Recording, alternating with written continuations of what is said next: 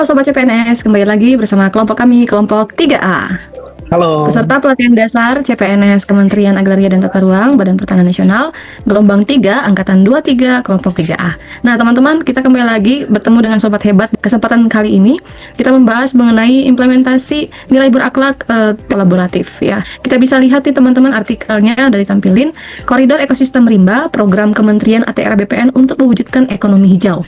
Nah, bersama teman-teman hebat di kelompok 3A, kira-kira nih teman-teman, untuk kegiatannya kita mau angkat judul kegiatannya apa? Untuk menambahkan, kegiatannya ada berupa program penguatan koridor ekosistem rimba yang menuju ekonomi hijau melalui penataan ruang di Pulau Sumatera.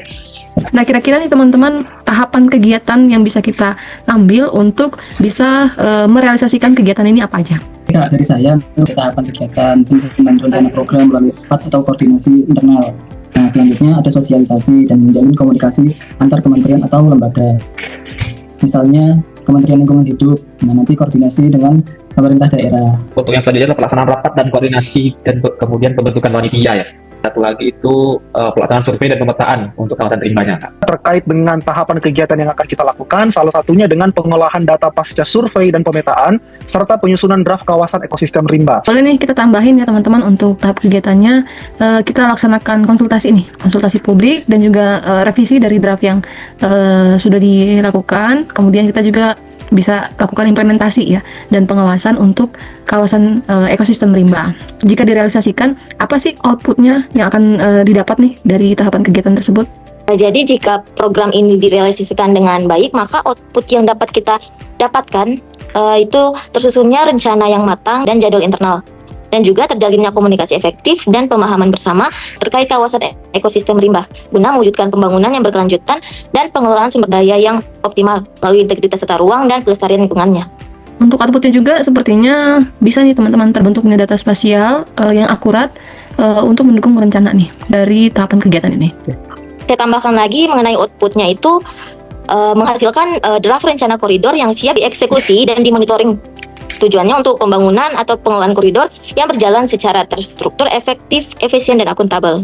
Untuk outputnya juga nih sepertinya bisa ya tersedia data koridor ekosistem rimba yang sesuai rencana ya dalam penguatan ekonomi hijau di Pulau Sumatera. Kalau kita berbicara tentang keterkaitan, mungkin ini ya kolaboratif itu yang jelas adalah memberikan kesempatan kepada berbagai pihak untuk berkontribusi, salah satu dari Pemda dan Kementerian Lingkungan Hidup.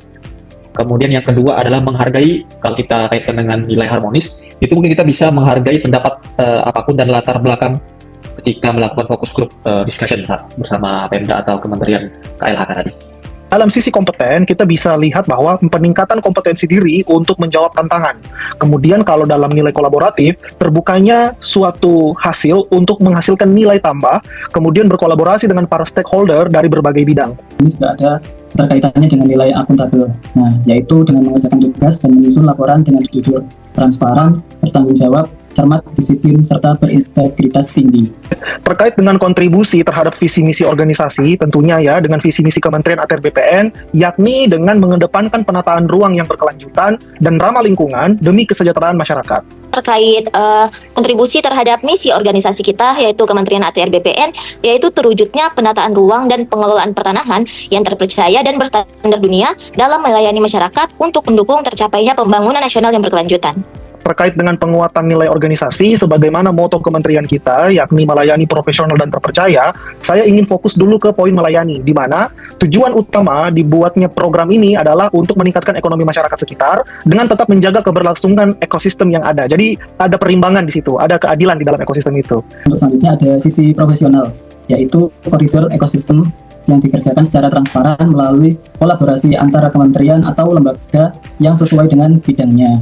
Terkait dengan poin terpercaya, di mana koridor ekosistem ini menjaga keseimbangan antara konservasi alam dan pembangunan yang berkelanjutan, dengan fokus pada peningkatan konektivitas habitat, perlindungan keanekaragaman hayati, serta perlibatan masyarakat lokal. Oke, Sobat CPNS, terima kasih. Inilah diskusi kita pada tema kolaboratif kali ini. Sekali lagi, jangan bosan-bosan untuk terus bergabung dalam video pembahasan-pembahasan bersama kelompok 3A. Terima kasih dan salam CPNS. Salam CPNS. Sampai jumpa lagi teman-teman. Terima kasih Sampai semuanya. jumpa. Terima kasih.